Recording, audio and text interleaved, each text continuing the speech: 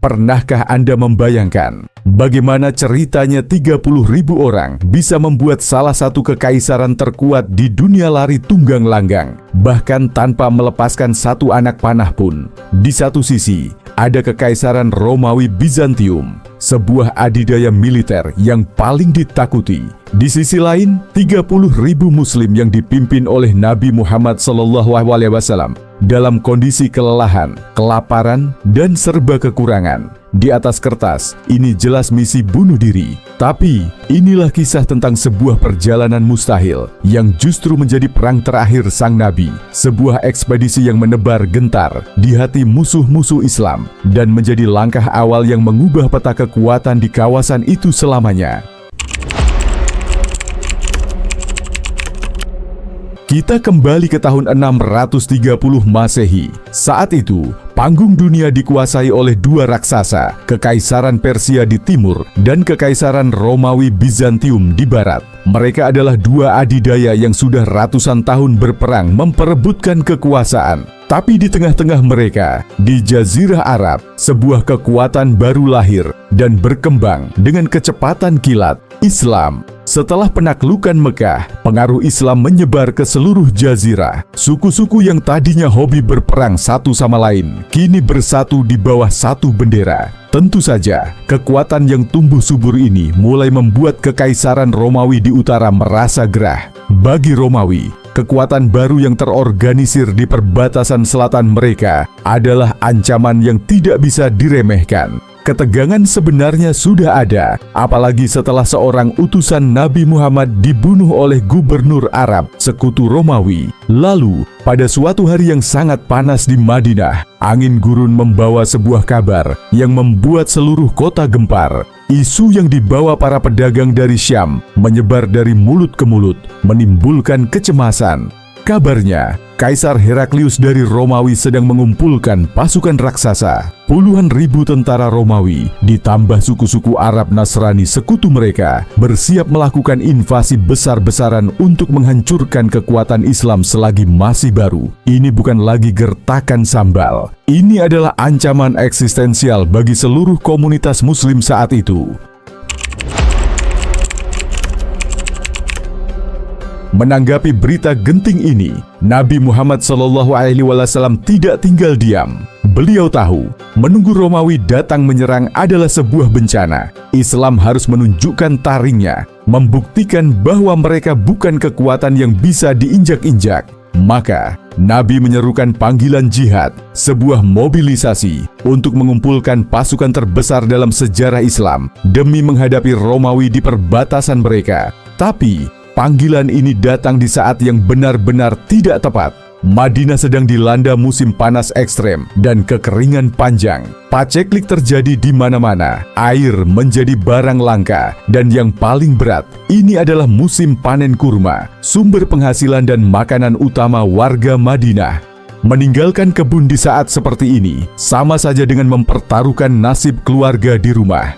Perjalanan yang harus ditempuh pun luar biasa jauh, ke sebuah tempat bernama Tabuk, di ujung utara Jazirah Arab. Jaraknya ratusan kilometer melintasi gurun yang kejam. Karena kondisi yang super berat inilah, ekspedisi ini kelak dikenal dalam sejarah sebagai Jaish al-Usrah, atau pasukan di masa kesulitan. Tantangannya bukan hanya Romawi, tapi juga alam yang ganas dan kerapuhan dari dalam.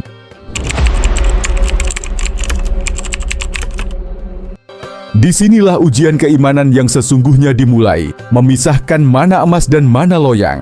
Di satu kubu, kaum munafik di Madinah mulai menyebar racun keraguan. Mereka berbisik, "Gila apa? Melawan Romawi sekuat itu di tengah panas membakar begini. Cari mati namanya."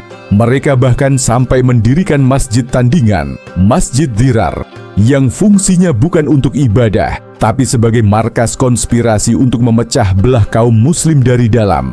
Namun di kubu lain, cahaya keimanan para sahabat justru bersinar semakin terang. Mereka menunjukkan level pengorbanan yang tak terbayangkan.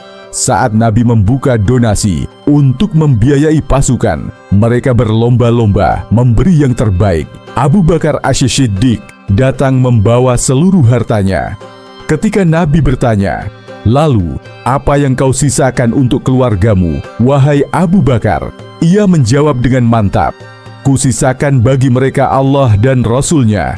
Umar bin Khattab yang berharap kali ini bisa mengalahkan Abu Bakar, datang dengan separuh hartanya. Namun ia sadar, ia takkan pernah bisa melampaui keimanan sahabatnya itu.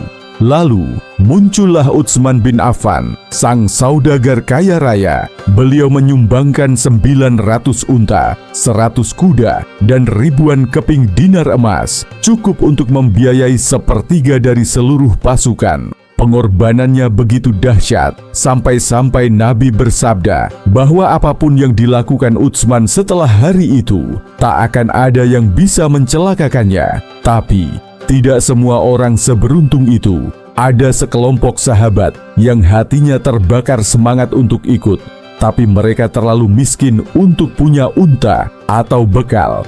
Dengan hati hancur, mereka mendatangi Nabi, memohon agar diizinkan ikut. Tapi tak ada lagi tunggangan tersisa. Mereka pun pulang sambil menangis tersedu-sedu, larut dalam kesedihan karena tak bisa menjawab panggilan jihad. Merekalah yang dikenal sebagai Al-Bakaun, orang-orang yang menangis, yang kisahnya diabadikan dalam Al-Quran sebagai bukti ketulusan iman mereka. Setelah semua persiapan luar biasa ini, terkumpullah sekitar 30.000 pasukan Muslim, siap memulai perjalanan terberat dalam hidup mereka.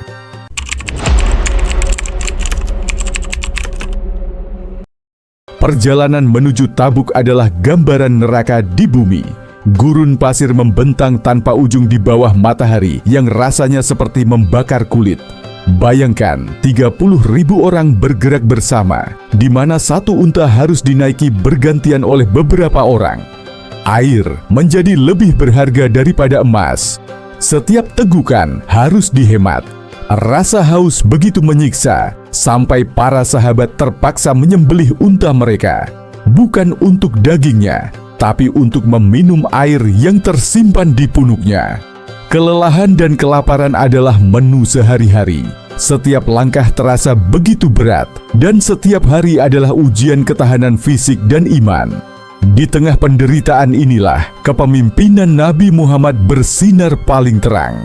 Beliau tidak duduk nyaman di depan, tapi ikut merasakan setiap jengkal kesulitan bersama pasukannya. Beliau terus memompa semangat, mengingatkan mereka akan janji Allah, dan menjadi teladan utama dalam kesabaran. Kepemimpinan inilah yang menjadi bahan bakar, yang membuat api semangat pasukan tetap menyala.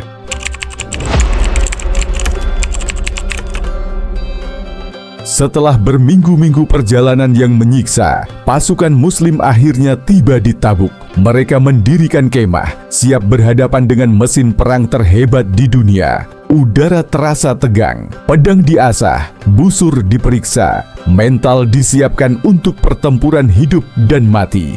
Mereka telah mengorbankan segalanya, dan kini saatnya pembuktian. Tapi, ada yang aneh. Hari-hari berlalu, namun medan di hadapan mereka kosong melompong. Sepi, tak ada legiun Romawi yang gagah berani, tak ada derap kuda perang mereka, tak ada panji-panji kekaisaran yang berkibar. Kemana perginya pasukan Heraklius yang katanya perkasa itu? Rupanya, berita kedatangan 30.000 pasukan Muslim yang nekat menempuh ratusan kilometer melintasi gurun mematikan hanya untuk berperang, sudah sampai ke telinga para komandan Romawi. Mereka kaget, lalu gentar.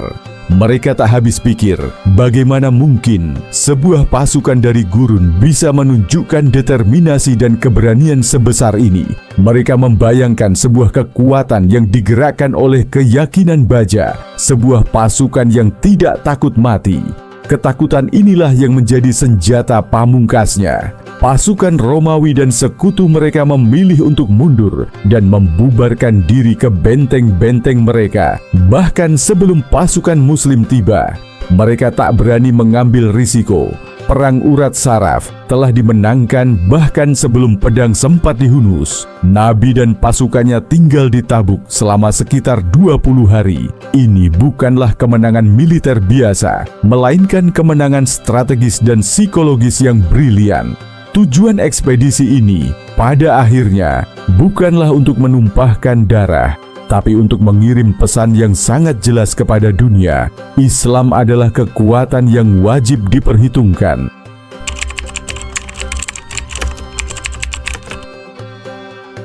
Meskipun tak ada pertempuran, dampak ekspedisi Tabuk luar biasa besar. Selama di Tabuk, Nabi Muhammad beralih peran dari panglima perang menjadi seorang negarawan ulung. Beliau menjalin diplomasi dengan suku-suku dan penguasa lokal di perbatasan yang sebelumnya ada di bawah pengaruh Romawi. Satu persatu, para pemimpin lokal seperti penguasa Kristen di Ailah, kini Aqobah, Jarbah, dan Azrah datang untuk bernegosiasi. Mereka terkesan dengan kekuatan sekaligus keadilan yang ditunjukkan kaum Muslim. Tanpa dipaksa masuk Islam, mereka setuju untuk berada di bawah perlindungan negara Islam dengan membayar jizyah, semacam pajak yang menjamin keamanan dan kebebasan beragama mereka. Dalam sekejap, perbatasan utara negara Islam menjadi aman dan pengaruh politik Islam meluas hingga ke gerbang Romawi. Sekembalinya ke Madinah, ada satu urusan yang belum tuntas, yaitu kisah 3 sahabat yang dengan jujur mengakui kesalahan mereka karena tidak ikut berperang tanpa alasan yang dibenarkan. Ka'ab bin Malik, Hilal bin Umayyah, dan Murarah bin Rabi'. Mereka tidak mencari-cari alasan seperti kaum munafik. Akibatnya, Nabi memerintahkan seluruh masyarakat untuk mengucilkan mereka. Selama 50 hari, mereka hidup dalam kesendirian yang menyiksa, sebuah ujian mental yang tak terbayangkan. Namun mereka tetap sabar, sampai akhirnya Allah menurunkan wahyu yang menerima taubat mereka. Kisah mereka menjadi pelajaran abadi tentang pentingnya kejujuran, tanggung jawab, dan betapa luasnya rahmat Allah.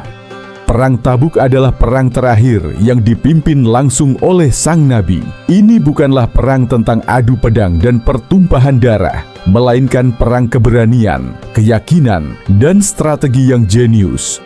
Peristiwa ini mengajarkan kita bahwa kemenangan tidak selalu berarti membantai musuh di medan laga. Terkadang, kemenangan terbesar adalah ketika kita menunjukkan kekuatan karakter dan prinsip yang begitu kokoh, hingga musuh bahkan tak berani untuk maju melawan. Ekspedisi Tabuk mengukuhkan kedaulatan umat Islam, mengubah konstelasi politik di Jazirah Arab, dan mengumumkan pada dunia bahwa sebuah peradaban baru telah lahir.